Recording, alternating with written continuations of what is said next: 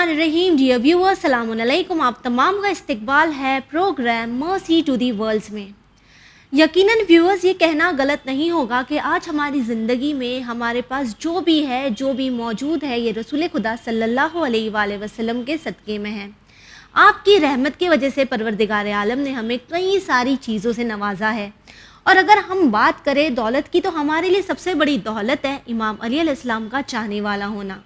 हमारी दौलत है इमाम हुसैन का अज़ादार बनना। यकीनन अना मदीनतुल इल्म व अलीयुन बाबुहा, रसूल खुदा सल्लल्लाहु अलैहि वसल्लम की वजह से है। हम इल्म से फैज़याब आपकी वजह से हुए। हुसैन व मिन्नी व अना मिनल हुसैन, इमाम हुसैन अलैहिस्सलाम से मोहब्बत रसूल खुदा सल्लल्लाहु अलैहि वसल्लम की मोहब्बत से है। लेकिन अफसोस इस बात का होता है कि हम आपको याद कब करते हैं, या वो मौका 28 सफ़र का होता है या फिर 17 रबीउल अव्वल का, जबकि आपकी ज़िंदगी के वजह से, आपके वजूद के वजह से न जाने परवरदिगार आलम ने हमें कितनी चीज़ों से नवाजा है। और आपकी सीरत, आपके अखलाक हमेशा ही हमारे लिए बेहतरीन रोल मॉडल रहेंगे। तो क्यों ना आपके अखलाक, आपकी डेली लाइफ पर नज़र डालकर हम भी एक कोशिश करें हमारे अखलाक को, हमारी ज़िंदगी को बेहतर बनाने की, संवारने की।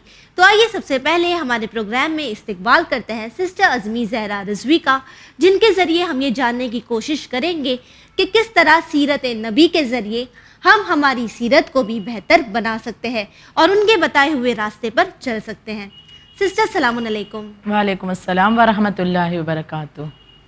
सिस्टर, सबसे पहले हम यही जानना चाहेंगे कि अल्लाह ने जब हमारे आखिरी नबी हज़रत मोहम्मद मुस्तफ़ा सल्लल्लाहु अलैहि वसल्लम को एक इंसानी किरदार में ढालकर हम तक पहुंचाया, तो एक बेहतरीन अखलाक, बेहतरीन किरदार और बेहतरीन सिफत के ज़रिए आप लोगों के दरमियान आए। फिर आपने इंसानियत की हिफाजत की, इस्लाम की तबलीग की, और आपके अखलाक के ज़रिए कई लोग थे जो इस्लाम से करीब हुए। तो सबसे पहले हम जिस चीज़ की बात करना चाहेंगे वो यही होगा कि रसूल खुदा सल्लल्लाहु अलैहि वसल्लम के जो अखलाक है, इन पर आप नज़र डालें। औज़ु बिल्लाहि मिनश शैतानिर रजीम, बिस्मिल्लाहिर रहमानिर रहीम, अल्लाहुम्मा सल्लि अला मुहम्मद व आले मुहम्मद व अज्जिल फ़रजहुम। रिसालत माब हज़रत मोहम्मद मुस्तफ़ा सल्लल्लाहु अलैहि वसल्लम के अखलाक की गवाही तो कुरान मजीद भी दे रहा है कि इन्नका लअला खुलुकिन अज़ीम, कि बेशक आप अखलाक की बेहतरीन मंजिल पर फायज़ हैं। और सूरह कलम की आयत नंबर 4 में ज़िक्र किया गया है, अल्लाह ने इस बात को बिल्कुल वाज़ेह कर दिया। और यहाँ पर ये पैगाम उन अफराद के लिए भी है कि जो शायद अपनी कम इल्मी की बिना पर, जिनके इल्म में ये चीज़ मौजूद नहीं या जिनकी नॉलेज नहीं है, जो ये इल्ज़ाम लगाते हैं कि इस्लाम जो है वो तो जब्र के साथ फैला, वो तलवार की नोक पर फैला। तो उनके लिए यहाँ पर तवज्जो देने की ज़रूरत है कि ये इस्लाम कोई जब्र से नहीं, ना ही तलवार से, ना ही क़त्ल व गारत से, बल्कि इस्लाम जो है अखलाक के रसूल मोहम्मद मुस्तफ़ा सल्लल्लाहु अलैहि वसल्लम के ज़रिए फैला है। आपका अखलाक किस कदर आला था, नरमी इतनी थी आपकी ज़बान में, आपके अंदाज में, आपके रवैये में, कि ख़ुद ब खुद लोग आपकी तरफ खिंचे चले आते थे। और ये जो आपका रवैया था, ये सिर्फ ऐसा नहीं कि मुसलमानों के लिए बेहतरीन था, गैरों के लिए भी, जो नॉन मुस्लिम है, क्योंकि अभी रसूल खुदा आए हैं, अभी आपने तबलीग करना शुरू किया तो सब मुसलमान तो थे नहीं, तो जाहिर सी बात है बड़ा मजमा जो है वो गैर मुस्लिम का ही था। लेकिन आपका रवैया सबके साथ बेहतरीन, आपका अखलाक बेहतरीन नरमी के साथ आप पेश आते। क्या कुछ नहीं रसूल खुदा पर सितम ढाए गए, कभी कोई पत्थर मारता, कभी कोई गलाजत आप पर फेंक देता, कोई घर का कूड़ा आप पर फेंकता, लेकिन आपका रवैया ये रहा कि आप बदले में आपने कभी पलटकर ये सवाल तक नहीं किया कि मुझ पर ये जुल्म सितम क्यों, ये सवाल तक नहीं। जबकि आज हम देखें, अगर कोई हमें एक मर्तबा ज़रा डांट दे, जबकि गलती हमारी हो, लेकिन अगर नहीं चुप, हमें कुछ पलट कर जवाब देना ही है। लेकिन यहाँ पर हम अपने रसूल अरबी का किरदार देखें कि आप किस तरह से, कि आपने पलट कर कभी ये भी ना पूछा कि ये तमाम मुसीबतें जो मुझ पर ढाई जा रही हैं, क्यों, मैंने क्या खता की या क्या जुर्म है, बल्कि आपका रवैया उस इंसान के साथ भी बेहतर रहता था। यहाँ तक कि आपको लोग जानते हैं कि किस तरह से आप ईमान की बातें करते हैं, आप सदाकत की बातें करते हैं, आप हक़ की बातें करते हैं और गुनाह से लोगों को रोकते थे। तो यहाँ पर एक वाक़या आपके अखलाक के اعتبار سے ہی کہ کس طرح سے نرمی کے ساتھ آپ گنہگار کے ساتھ بھی پیش آتے ہیں. اور یہ بھی میسج ہے, پیغام ہے, اگر ہم کسی گنہگار کو جو ہے راہ راست پر لانا چاہیں تو ہم اس پر ڈانٹ کر, ظلم کر کے, یا اسے طنز کر کے, اسے ذلیل کر کے, اس طرح سے اسے غصہ دلا کر کے ہم نہیں اسے راہ راست پر لا سکتے. جبکہ آج تو یہی دیکھا جاتا ہے کہ ہمیں اگر پتہ بھی چل جائے کہ کسی نے کوئی غلطی کی ہو تو بھلے ہم یہ کہہ سکتے کہ اللہ نے اسے معاف کر دیا ہو, لیکن انسان معاف کرنا نہیں چاہتا. جبکہ پروردگار عالم نے واضح طور پر فرمایا اگر آج تم انسانوں کو معاف کرنا سیکھو گے اور معاف کرنا شروع کرو گے تو کل تمہارے گناہوں کو میں خدا معاف کرنے کی ضمانت لیتا ہوں. لیکن آج بشر جو ہے بالکل بے خبر ہو کر زندگی گزارتا ہے. لیکن کم از کم یاد کرے سیرت نبوی کو کہ کس انداز کا آپ کا کردار, کہ اگر کوئی آپ کی طرف غلط طریقے سے پیش آتا آپ اس کے ساتھ بھی بہترین رویہ. تو یہاں پر میں واقعہ کا ذکر کرنا چاہوں گی کہ ایک شخص تھا, اسے معلوم ہے کہ رسول خدا جو ہے ہمیشہ نیکی کی ہدایت کرتے ہیں, غلط باتوں سے روکتے ہیں, میوزک وغیرہ اس کی کتنے بد اثرات ہیں انسان کی زندگی میں, ان چیزوں سے روکتے ہیں. تو ایک شخص تھا, ایک مرتبہ اس نے رسول خدا کو چاہا کہ غصہ دلائے, کیونکہ اس نے یہ دیکھا کہ رسول خدا تو ہمیشہ مسکراتے رہتے ہیں, آلویز ان کا اسمائلنگ فیس رہتا ہے اور ہمیشہ ایک نرم رویہ, بہترین کردار کے مالک.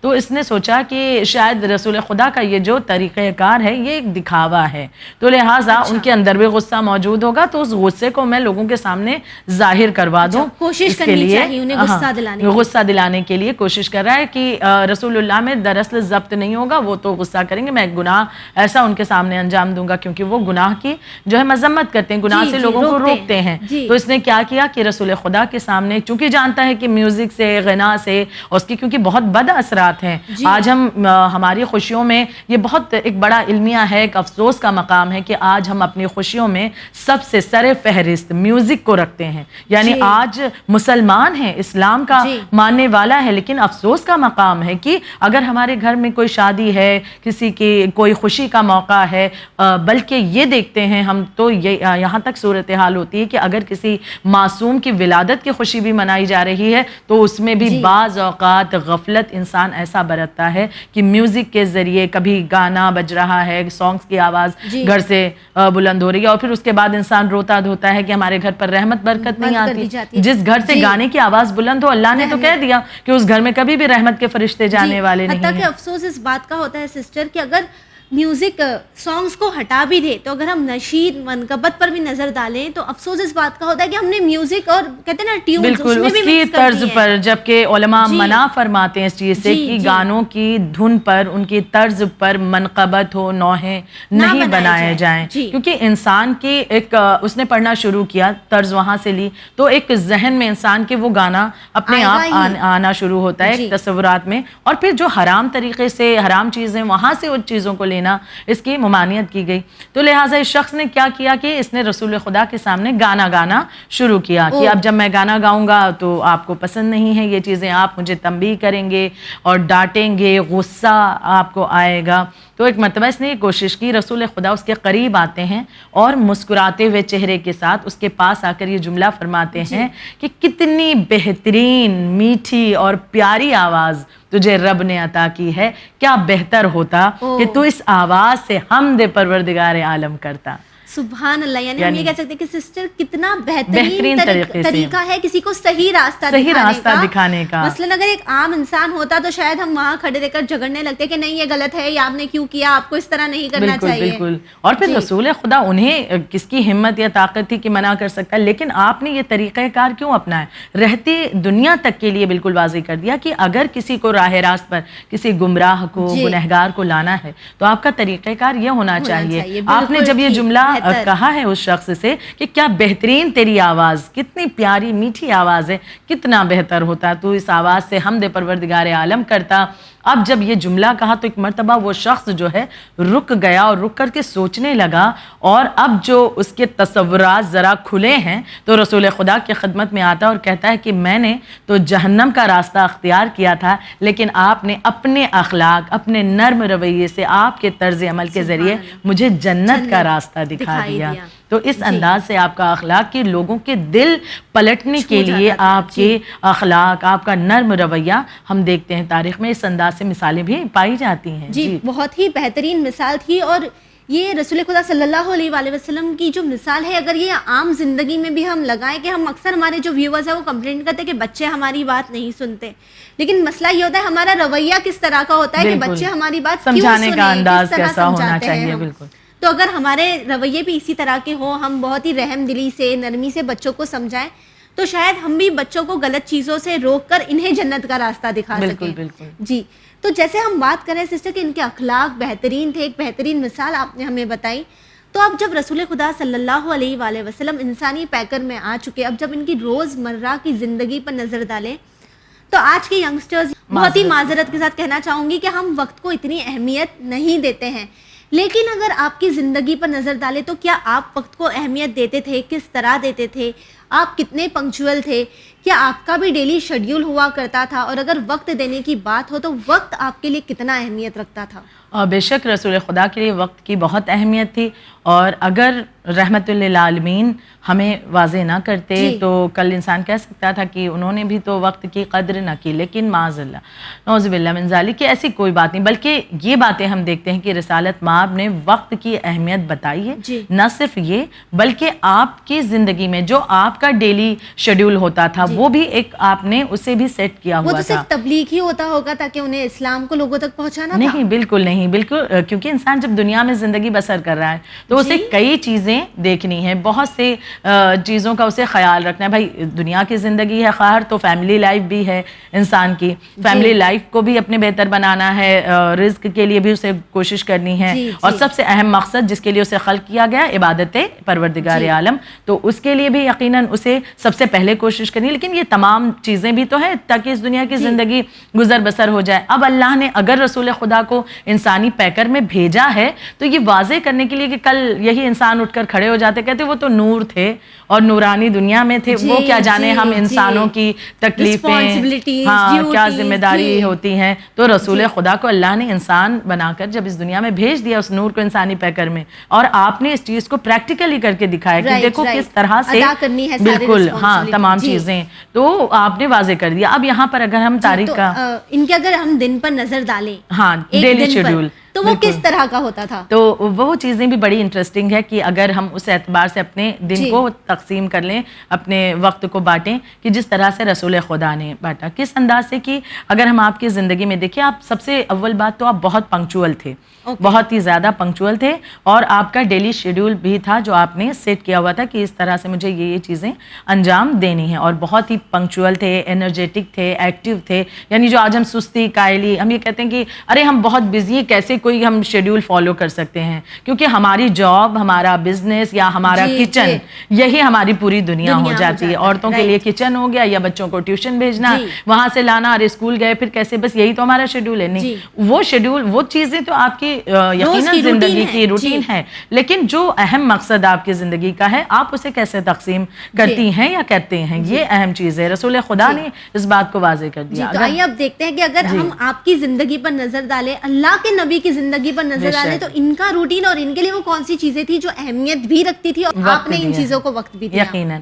تو سب سے پہلی چیز کہ ہم جس مقصد سے خلق کیے گئے، عبادت، اللہ کی عبادت، تو سب سے سر فہرست اولاً جو ہمیں خیال کرنا ہے وہ عبادت الہی کے لیے، اللہ کی عبادت. اس کے بعد تمام چیزیں آئیں. آج ہم اسے سیکنڈری کیا کہیں کہ بلکہ ایک دم آخر میں رکھتے ہیں، اور پرائمری ہماری جو ضروریات ہیں وہ بقیہ تمام دنیا کے مراحل، مسئلے، مسائل اسی میں الجھ جاتے ہیں. اب جب اتنا الجھتے ہیں تو پھر خدا یاد بھی نہیں آتا. جب مشکلات اور بڑھتی ہیں تب شاید رب یاد آ جائے، تب ہم رک کرتے ہیں، رک کرتے ہیں. تو پہلی چیز آپ نے 4 حصوں میں اپنے دن کو تقسیم رسول خدا نے کیا تھا. پہلا حصہ عبادت کے لیے، مطلب حصہ یعنی کہ پوری جو ٹائم ہے ایک دن کا پورا، اس میں ایک حصہ جو ہے عبادت کے لیے آپ نے معین کر رکھا تھا کہ اس وقت کا جو مرحلہ ہے وہ عبادت الہی کے لیے ہے، یعنی وہ واجب نمازوں کے علاوہ، یقیناً علاوہ، کیونکہ نبیوں کے لیے یہ معاملہ نہیں کہ ہمارے لیے جو سنت اور مستحب ہے جیسے نماز شب وغیرہ، تو ہم اسے مستحب سمجھ کر پڑھیں نہ پڑھیں تو کوئی معاملہ نہیں. مطلب واجبات تو یقیناً ادا کرنی ہے، لیکن نماز شب مستحب ہے، سنت ہے، ہم پڑھتے ہیں تو ثواب ہے. اگر نماز شب چھوٹ گئی ہم سے تو کوئی عذاب نہیں ہے، لیکن چونکہ فضیلت بہت زیادہ ہے. لیکن نبیوں کے لیے، رسالت مآب کے لیے یہ چیزیں نہیں، وہ تو ان مستحب عبادتوں کو بھی واجب کی طرح انجام دیتے تھے. اور ان کی عبادتیں کہ اللہ کو کہنا پڑتا ہے کہ کچھ آپ آرام بھی کر لیا کریں، ایسی عبادتیں ہوتی تھیں. تو لہٰذا آپ نے اپنے دن کو اس طرح سے تقسیم کیا، کچھ حصہ عبادت کے لیے، کچھ حصہ اپنے اہل بیت یعنی جو عزیز و اقربا گھر والے ہیں اپنی اور بیویوں کے لیے وقت دینا، یعنی یہ بھی اہم چیز ہے، فیملی لائف ان کی، اور فیملی کے لیے وقت نکالنا کہ چاہے جتنی بھی مصروفیت ہے، بالکل سنت رسول ہے. اور آپ کی روزمرہ کی چیزوں میں، یہ نہیں کہ ہم ہفتے میں ایک دفعہ نہیں یاد کر لیں، خیال کر لیں، نہیں، آپ روز اپنے جو بھی اہل بیت تھے اور آپ کی جو بیویاں تھیں ان تمام کے بارے میں خیال رکھتے، ان کی پریشانیوں کو سنتے، جو بھی تکلیفیں ہوتی ہیں اس کے بارے میں پوچھتے، حال و احوال لینا، یعنی کنیکٹ رہتے تھے. یہ نہیں کہ آج جیسے انسان اپنی زندگی میں ڈسکنیکٹ ہو جاتا ہے، کبھی بیوی بچوں سے، کبھی ماں باپ سے، بھائی بہنوں سے، عزیز و اقربا سے، تو نہیں، ہمیں کنیکٹڈ رہنا ہے. صلہ رحمی بہت بڑی چیز ہے اور آپ نے کر کے اس چیز کو دکھا دیا ہے پریکٹیکلی. یعنی کہ جب ہم اپنے آپ کو امتی کہتے ہیں، آپ کے ماننے والے کہتے ہیں، اور آپ کی زندگی پر نظر ڈالیں تو آپ اپنی فیملی سے کنیکٹڈ تھے. آپ نے کبھی یہ نہیں کہا کہ مجھے تبلیغ کرنی ہے تو میں آپ کو وقت نہیں دے سکتا، جبکہ آج جبکہ سب سے بڑی ذمہ داری رسول خدا پر تھی، سب سے اہم ذمہ داری. ویسے ذمہ داری آج ہم پر کہاں ہے، لیکن اس کے باوجود ہم دہائی دیتے ہیں وقت نہیں ہے. بالکل. تو پھر تیسرا حصہ خدا کے بارے میں، اس کی قدرت کے بارے میں غور و فکر کرنا، اور کچھ ریسٹ، آرام کرنا، کچھ وقت آرام کرنے کے لیے بھی اور غور و فکر کے لیے بھی. اور پھر چوتھا حصہ کس طرح سے پبلک افیئرز کے لیے، لوگوں کے مسائل حل کرنے کے لیے وقت آپ نکالتے کہ لوگوں کے مسئلے مسائل کیا ہیں، کیا پریشانی ہے، لوگوں کے درمیان آپ جاتے، ان کے مسائل سنتے، ان کی پریشانیاں سنتے، ان کا سلیوشن انہیں بتاتے، انہیں اسلام کی بارے میں تعلیم دیتے، قرآن مجید کی تعلیم انہیں دیتے. یعنی یہ تمام امور کو اس طرح سے آپ انجام دیتے رہے، اس طرح سے دن کو آپ نے اپنے تقسیم کیا تھا ان تمام حصوں کو دن کے. تو اگر آج ہم بھی اپنی زندگی میں اگر اس اعتبار سے بھی کہ عبادت کے لیے کچھ حصہ ہونا چاہیے، فیملی ٹائم کچھ ہمیں دینا ہے، پھر اس کے بعد غور و فکر کرنا ہے، کچھ دوسروں کی بھی پریشانیوں کو سننا ہے، کتنا خوبصورت ہو جائے یہ زندگی کا سفر انسان کے لیے، بڑا آسان بھی اور خوبصورت بھی ہو جائے گا. اور اگر اسی طرح سے ہم کرنے لگے تو ہماری زندگی بھی بہتر ہو جائے گی. تاکہ اگر لوگوں کو ہم سے کوئی شکایتیں ہیں یا ہم فیملی کو ٹائم نہیں دیتے تو اس ذریعے ہم ہماری فیملی کو بھی خوش کر رہے ہیں، لوگوں کے مسائل بھی جو ہے وہ حل ہو سکتے ہیں، ان کا بھی سولوشن نکل سکتا ہے، عبادت میں بھی ہم آگے رہ سکتے ہیں. وہیں اگر ہم تاریخ پر نظر ڈالیں سسٹر، تو میں نے کہیں پڑھا تھا کہ رسول خدا جو تھے وہ کافی زیادہ سادہ تھے، وہ کافی سمپل تھے، سمپلسٹی پسند کرتے تھے. تو اگر اب آپ کے کردار پر آپ پر نظر ڈالیں تو کس طرح سے آپ سمپل تھے؟ جبکہ آج کے دور میں، آج کے ماڈرن زمانے میں تو ہم ہر کوئی شوشا کو پسند کرتا ہے، اور آپ تو نبی تھے لیکن پھر بھی سمپل تھے. کیونکہ آج ہمیں اگر یہ پتہ چل جائے کہ ہم اپنے خاندان میں بڑے فیوریٹ ہیں تو پھر اسٹیٹس مینٹین کرنے کے لیے اب وہ ہر حد کراس کر لی جاتی ہے کہ اسٹیٹس مینٹین کرنا ہے، اب اس کے لیے اتنا پیسہ خرچ کرنا، ڈریسنگ پر، لباس پر، گھر کے انٹیریئر پر، پھر اور دنیا بھر کی تمام چیزیں، کہ انسان بس یہ کہ ظاہراً دکھائی دے انسان بہتر بہت، کیونکہ ہم اپنے خاندان میں مانے جاتے ہیں بھائی وہ کچھ ہیں، تو اپنے آپ کو کچھ بتانے کے چکر میں انسان جو ہے بہت کچھ گوا بیٹھتا ہے. تو وہیں آپ تو اللہ کے نبی ہیں، اسلام لے آئے ہیں، آپ جانتے ہیں کہ میں تو اللہ کا فیوریٹ ہوں. آپ اللہ نے یقیناً جو محبت رسول خدا سے کی ہے کسی شے سے نہیں کی، اپنا دوست کہہ دیا، یقیناً محبوب ہیں اللہ کے، تو وہ رسول خدا کی ذات گرامی. آپ جانتے ہیں کہ میں کسی قوم و قبیلے کا نہیں، میں یہ صرف نہیں کہ چند لوگوں کا، بلکہ میں تو پروردگار عالم کا فیوریٹ ہوں، پسندیدہ ہوں. تو آپ کو تو اور زیادہ اپنے اسٹیٹس کو بنانے کے لیے اور زیادہ نہیں، لیکن آپ نے سمپلسٹی کو پسند کیا، سادگی بہت زیادہ آپ کو پسند تھی. واقعات ملتے ہیں اس سے جڑے ہوئے؟ کچھ یقیناً مثالیں ملتی ہیں کہ جیسے کہ آپ کے گھر کی مثال لے لی جائے تو گھر آپ کا بہت سادہ، یعنی کہ میں اللہ کا بہترین نبی ہوں، خاتم الانبیاء ہوں، آخری نبی ہوں اور سب سے زیادہ بافضیلت ہوں، تو اب میرا گھر جو ہے وہ عالیشان محل ہونا چاہیے کہ جتنے انبیاء اب تک گزرے ہیں کسی کا ایسا نہ ہو، کیونکہ میں خاتم الانبیاء نہیں بلکہ اللہ کے رسول کی سادگی پر ہماری جانیں قربان ہو جائیں کہ گھر بھی ہے تو کتنا سمپل، کہ مٹی سے بنا ہوا گھر ہے، خرمے کے جو پتے ہوتے ہیں ان سے اسے ڈھکا گیا ہے اس انداز سے کہ یعنی سوچیں کہ کیسا گھر رہا ہوگا، مٹی کا گھر، اور وہ بھی کس کا؟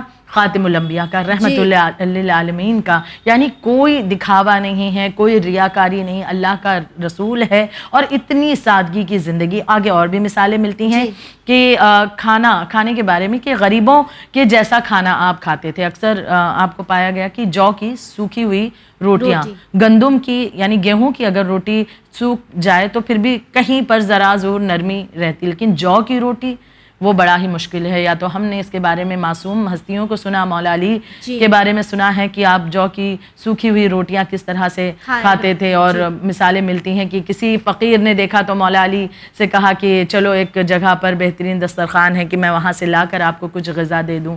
تو یقیناً وہ ہستی کے جن کے قبضہ قدرت میں سب کچھ ہے، لیکن یہ مثالیں پیش کر رہے ہیں کہ ہمارے اختیار میں ہے، لیکن اس کے باوجود ہم وہ کھانا کھا رہے ہیں کہ جو ایک غریب کی بھی دل آزاری نہ ہو۔ رسول خدا نے مثال سب سے پہلے پیش کر دی کہ جو کی سوکھی روٹی آپ کھا رہے ہیں، تاکہ کوئی غریب اگر اس کے پاس نہیں ہے تو وہ احساس نہ کرے کہ میں ہی ایک ایسا تنہا ہوں۔ یعنی اس حد تک آپ سوچتے تھے کہ میری وجہ سے یا میری غذا کی وجہ سے بھی کسی کو تکلیف نہ تکلیف پہنچے، بے شک۔ اور تیسری چیز کہ آپ غریبوں کے پاس جاتے، ان کے پاس بیٹھتے، ان کی باتیں سنتے، ان کا درد و غم جو ہوتا وہ ان سے پوچھتے، اور پھر ان کے درد و غم کا مداوا کرتے، اسے دور کرنے کی کوشش کیا کرتے تھے۔ اگر کوئی غریب چاہنے والا اگر دعوت لے لیتا تو یہ نہیں کہ میں اللہ کا اتنا برگزیدہ نبی ہوں، بلکہ فوراً اس کی دعوت کو قبول کرتے تھے اور اس کے گھر خود تشریف لے جاتے تھے، دعوت کو اس کے قبول کرتے۔ جبکہ ہمارے یہاں تھوڑا الٹا رواج چلتا ہے کہ اگر ہمیں کوئی غریب بلا لے تو ہم جانے سے پہلے بھی کافی بار سوچیں گے کہ ارے نہیں، ان کا گھر صاف نہیں ہوگا یا ان کے اچھے برتن نہیں ہوں گے۔ ہم ہر بار یہی کوشش کرتے ہیں کہ ہم اپنے آپ کو بہتر سے بہتر بنائیں، اور وہ اللہ کے نبی پر اگر ہم نظر ڈالیں تو آپ کی زندگی میں کتنی سمپلسٹی تھی، بہت سمپلسٹی، بہت سادگی تھی۔ مہمان نوازی پر تو آپ نے بہت زور دیا ہے کہ غریب بھی اگر بلائے تو اس کی دعوت کو انکار نہیں کرنا ہے، بالکل نہیں، کیونکہ یقیناً بہت اس کے فوائد ہیں۔ اور اگلی مثال ہے کہ آپ زمین پر بیٹھتے اور معمولی سی چٹائی پر لیٹتے تھے، سوتے تھے، یعنی کوئی بہترین نرم بستر نہیں، نرم تکیہ نہیں، بلکہ جب بیٹھنا ہوتا زمین پر، فرش پر ہی بیٹھتے۔ اگر سوتے تو صرف ایک معمولی سی چٹائی ہوتی تھی جس پر آپ سوتے تھے۔ آپ بچوں اور عورتوں کا بہت احترام کرتے، انہیں بہت عزت دیا کرتے تھے، یعنی اس ذریعے سے آپ نے اس بات کو بھی واضح کر دیا کہ اسلام ہر ایک پر رحم دل ہے، مہربان ہے، اور بچوں اور عورتوں پر بالخصوص بہت زیادہ رحم دلی اور مہربانی کے اظہار کرنے کی ضرورت ہے۔ یعنی یہ تمام سادگی کے آپ کے پہلو ہم دیکھتے ہیں کہ بہت ہی سادہ زندگی، اور اس سادگی کا آپ نے اظہار بھی اپنے زندگی میں کیا کرنا چاہیے۔ بالکل ٹھیک کہا سسٹر۔ تو وہیں ہمارے آج کے ایپیسوڈ سے شاید ہم یہ بھی سیکھ سکتے ہیں کہ آپ صلی اللہ علیہ وآلہ وسلم کی زندگی سے ہمیں یہ پتہ چلتا ہے کہ بہترین گھر ہونا یا ایک لیوش دسترخوان ہونا، یا پھر جو ہمارے یہاں آج کل کافی زیادہ عام ہے کہ نہ بچوں کی عزت کی جاتی ہے، نہ عورتوں کا احترام کیا جاتا ہے، تو اگر یہ سب کر کے آپ اپنے آپ کو بہتر سمجھتے تو نہیں، یہ اچھی کوالٹیز نہیں ہیں، سیرت نبی کے خلاف ہے۔ کیسے ہم اس نبی کے چاہنے والے خود کو کہہ سکتے ہیں اگر یہ چیزیں ہمیں پائی جاتی ہیں؟ تو ہمیں بھی یہی کوشش کرنا چاہیے کہ جب ہم ہماری سیرت کو بہتر بنانے کی کوشش کر رہے ہیں تو آپ کی سیرت پر نظر ڈالیں اور آپ کی سیرت کے ذریعے اپنی سیرت کو تھوڑا بہتر بنانے کی کوشش کریں۔ اب سے جیسے کہ آپ نے کہا کہ آپ کافی رحم دل تھے، آپ کا جو انداز تھا وہ کافی نرم تھا، تو وہیں رسول خدا صلی اللہ علیہ وآلہ وسلم کے بارے میں یہ بھی ملتا ہے کہ آپ کافی شجاع تھے، آپ کافی بریو تھے، بہادر تھے۔ تو نرمی کی مثالیں تو کافی ہم نے دیکھی ہیں، آپ کی بہادری کی بھی کوئی مثال پیش کریں۔ بہادری کی مثالیں، شجاعت کی تو بالکل واضح ہے۔ آپ کی جنگوں کی اگر مثال دی جائے تو اس میں بھی ان چیزوں کا لوگوں نے بالکل کیا ہے، تاریخ میں ذکر کیا گیا اور لوگوں نے جانا بھی کہ جنگ کے اعتبار سے۔ لیکن اگر ایک دوسرا پہلو چلیے دیکھتے ہیں کہ شجاعت انسان بعض اوقات کیا ایک تصورات میں لاتا ہے، شجاعت کا جب ذکر ہو، بہادری کا ذکر ہو تو بس یہ معاملہ کہ تلوار لے کر جنگ کے لیے چل دینا اور اپنی طاقت کا اظہار کرنا، بس یہی شجاعت کی بہادری نہیں۔ رسول خدا نے اس بات کو بالکل واضح کر دیا کہ شجاعت فقط میدان جنگ میں لڑنے کا ہی نام نہیں، وہ اپنی جگہ یقیناً دین کے دفاع کے لیے اگر معاملہ آ جائے تو جنگ کے میدان میں جانا اور اس طرح سے وہ چیزیں اپنی جگہ ہے، فضیلت رکھتی ہیں۔ شجاعت کا دوسری جانب یہ پہلو ایک یہ بھی ہے کہ معاملات کو، حالات کو مد نظر رکھتے ہوئے چیزوں کو درگزر کرنا یہ بھی شجاعت ہے، معاف کر دینا بہت بڑی شجاعت ہے خواہر یہ، کیونکہ تلوار لے کر جنگ میں جانا اس کے لیے پھر بھی چلیے وہ تو باتیں واضح ہیں، لیکن کسی کو معاف کر دینا اس کے لیے تو بہت بڑا دل چاہیے انسان کے لیے، بہت بڑا جگر ہونا چاہیے۔ اور رسول اللہ کی زندگی میں ہم دیکھتے ہیں کہ آپ نے کس طرح سے ان لوگوں کو معاف کیا ہے، درگزر کیا جو آپ پر ظلم و زیادتی کرتے رہے۔ مشہور واقعہ پایا جاتا ہے کہ ایک شخص تھا، ایک یہودی تھا کہ جو رسول خدا سے اتنی نفرت کرتا تھا، اتنی زیادہ نفرت کرتا تھا کہ وہ باقاعدہ جاتا تھا اور کھیتوں سے یا کبھی باغ وغیرہ سے کانٹے چن کر کے لاتا تھا کہ جس راہ سے جب رسول گزریں گے تو اس راہ پر میں کانٹے ڈال دوں گا تاکہ جب وہ گزریں تو وہ کانٹے آپ کے پیر میں چبھ جائیں۔ یعنی اتنی اسے رسول خدا سے نفرت تھی، اتنا زیادہ اس کے دل میں بغض تھا رسالت مآب کے لیے، تو وہ کانٹوں کو اس طرح سے بچھا دیتا۔ پھر دوسرا یہ کیا ظلم کرتا کہ جو اتڑیاں ہوتی ہیں جانوروں کی، ان اتڑیوں کو وہ لے کر کے آتا، اس میں غلاظت ہوتی ہے، جب رسول خدا گزرتے اپنے گھروں سے اس اتڑیوں کو رسول اللہ پر پھینکتا، کبھی نجاست کو، کبھی پتھر پھینکتا، یہ تمام چیزیں کہ اس طرح سے آپ کی دل آزاری کرتا۔ تاریخ میں پایا جاتا ہے کہ اکثر رسول خدا زخمی ہو کر اس انداز سے لیکن سر جھکا کر رسول خدا گزر جاتے، پلٹ کر نہ کہتے، اور جب گھر آتے اکثر ایسا ہوتا کہ زخمی بھی ہوتے، کبھی غلاظت ہے جسم پر، تو روایت ملتی ہے کہ جناب زہرا سلام اللہ علیہا ان چیزوں کو صاف کرتی ہیں اور بابا کے زخموں پر مرہم لگاتی تھیں۔ تو پایا جاتا ہے کہ یہ یہودی کہ جس طرح سے اس نے رسول خدا کو اذیت پہنچائی، کبھی کاٹے، کبھی غلاظت، کبھی پتھر، اس طرح سے رسول خدا کو۔ ایک مرتبہ یہ ہوا کہ یہ نظر نہیں آیا، رسول خدا کا گزر ہوا تو دیکھتے ہیں آج راہ میں کانٹے بھی نہیں بچھے ہوئے ہیں، پھر دیکھا کہ آج چھت سے بھی اس نے کچھ غلاظت کو نہیں پھینکا، پتھر بھی نہیں آیا، تو آپ ایک مرتبہ آگے بڑھے اور پھر اپنے جو چاہنے والے تھے، اصحاب تھے، ان سے کہنے لگے کہ آؤ چلیں، میں اپنے ایک دوست سے ملنے جانا چاہتا ہوں، آؤ چلیں میرے ایک دوست سے ملاقات کریں۔ لوگوں نے پوچھا یا رسول اللہ کون سا دوست؟ کہا کہ وہی شخص کہ جو فلاں جگہ رہتا ہے۔ لوگوں کو یاد آیا کہ یا رسول اللہ وہ آپ کا دوست کیسے ہو سکتا ہے؟ لوگوں کو پتا تھا کہ وہ کس طرح رسول خدا صلی اللہ علیہ وآلہ وسلم کے ساتھ اس طرح کی گستاخیاں کرتا ہے، تو وہ ان لوگوں نے پلٹ کر کہا کہ یا رسول اللہ آپ اسے اپنا دوست کہہ رہے ہیں، جبکہ وہ دوست تو ہرگز نہیں ہے، دوست کی کوئی صفات اس میں نہیں، محبت تو آپ سے کرتا نہیں۔ کہا کہ نہیں، اب مجھے اس سے ملاقات کرنے جانا ہے کیونکہ وہ مجھے نظر نہیں آ رہا ہے، اور چلے اس کے گھر پر، فکر ہے کہ کہیں وہ بیمار تو نہیں، آزار تو نہیں، کوئی مسئلہ تو نہیں۔ ان لوگوں نے کہا کہ ٹھیک ہے یا رسول خدا اگر آپ جانا چاہیں۔ کہا صرف میں نہیں، تم سب میرے چاہنے والے تم بھی چلو میرے ساتھ کہ ہم دیکھیں کہ میرا وہ دوست کیا وجہ ہے کہ آج وہ نظر نہیں آیا۔ اب جب اس کے گھر پر پہنچے اور دخل الباب کیا، اس کی بیوی نے دروازہ کھولا تو رسول خدا کے بارے میں مطلب اب جب جانتی ہے، ہاں پتہ چلا کہ کون سی ہستی آئے ہیں، دروازے پر آ کر اپنے شوہر سے بتانے لگی کہ آپ کی عیادت کے لیے آئے، کیونکہ بیوی نے بتایا، جب پوچھا گیا کہ بھائی شوہر کہاں ہے تمہارے، تو بتانے لگی کہ وہ بیمار ہے دراصل، تو اب رسول خدا اس کی عیادت کے لیے آنا چاہتے ہیں۔ ایک مرتبہ یہ سوچ میں پڑ گیا کہ جس پر میں نے اتنی زیادہ مصیبتیں ڈھائی، اتنی غلاظت ان پر پھینکی، ان کی گستاخی کی ہے، اس طرح سے ان کا دل دکھایا، ان سے بغض رکھتا تھا، اور وہ میری عیادت کے لیے آئے ہیں۔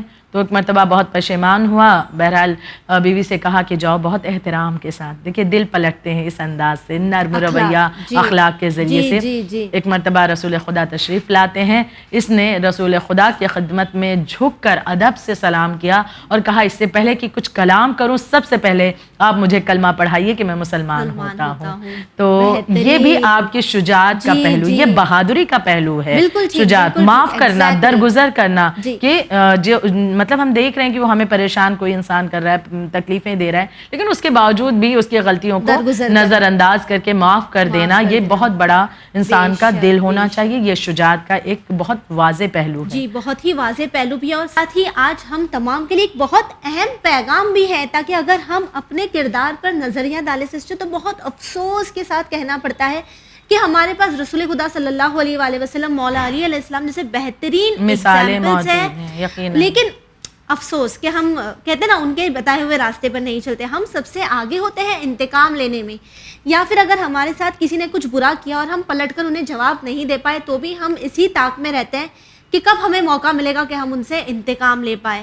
تو وہیں ہم یہ دیکھتے ہیں کہ کسی نے ان پر غلاظت پھینکی، راستے میں کانٹے بچھا دیے، لیکن جب وہ بیمار ہوئے تو رسول خدا ان سے ملاقات کرنے پہنچے. تو ایک بہت ہی اہم پیغام ہے جو ہمیں یہاں سے لینا چاہیے. یقیناً، بے شک بے شک. یقیناً اگر آپ کے کردار پر، آپ کی زندگی پر نظر ڈالے سسٹر، تو ہمیں نہ جانے کتنی چیزیں ہیں جو سیکھنے ملے گی، اور آپ سے بہترین رول ماڈل ہمارے لیے کوئی ہو ہی نہیں سکتا. اور تعلیمات معصوم یقیناً ہمارے لیے رہنمائی کرتی زندگی میں. صرف یہ کہہ دینا کافی نہیں ہم تو بڑے شہدائی رسول خدا کے، ہم تو بہت محبت رسول اللہ سے، ان کی آل سے کرتے ہیں. محبت کا حق تو اس وقت ادا ہوگا کہ جب ان کی تعلیمات کو ہم اپنی زندگی میں لے کر آئیں، ہمارے کردار سے ان کی محبت کی خوشبو ظاہر ہو اور آنی چاہیے. یقیناً زمانہ دیکھے کہ واقعاً ایک نبی کا چاہنے والا کیسا ہوتا ہے، ایک علی کا چاہنے والا، ایک حسین مولا کا چاہنے والا کیسا ہوتا ہے. تو لہٰذا ان کی تعلیمات کو جب اپنی زندگی میں لے کر آئیں گے تب کچھ حق ادا کیا جا سکتا ہے. جی بالکل. جی سسٹر، تھینک یو سو مچ اپنا قیمتی وقت ہمیں دینے کے لیے. شکریہ. جی ویورز، آخر میں بس آپ سے یہی کہنا چاہیں گے کہ ہم کہتے تو بہت ہے کہ ہم رسول اللہ کو چاہتے ہیں، علی کو مانتے ہیں، حسین کے عزادار ہیں، لیکن کیا کس طرح کا ہمارا کردار ہے؟ کتنی بار ہم نے کوشش کی ہے اپنے کردار کو سنوارنے کی، کتنی بار ہم نے کوشش کی ہے لوگوں کو معاف کرنے کی، وقت کو ہم نے کتنا اہمیت دیا ہے. رسول اللہ صلی اللہ علیہ وآلہ وسلم یہ بھی تو کہہ سکتے تھے مجھے اسلام پھیلانا ہے، میں تبلیغ کے لیے آیا ہوں، میں اپنے گھر والوں کو وقت نہیں دے سکتا. لیکن پھر بھی جب ان کی زندگی پر، ان کے دن پر ہم نظر ڈالتے ہیں تو انہوں نے اپنے اپنوں کو وقت دیا ہے. جب ہم ان کی زندگی پر نظر ڈالتے ہیں تو انہوں نے ان پر ظلم و ستم کرنے والوں کو معاف کیا ہے. آپ کی زندگی ہمارے لیے ایک بہترین مثال ہے، اور آپ کی زندگی سے ہمیں کافی کچھ سیکھنا بھی چاہیے. تو یہ ماننا اور چاہنا تو ہم نے بہت کیا، اب کوشش کرتا ہے اپنے آپ کو بہتر بنا کر ایک سچے امتی بننے کی. اسی امید کے ساتھ ہمیں دیجیے اجازت، پر بنے رہیے چینل ون کے ساتھ پیغام انسانیت. شکریہ.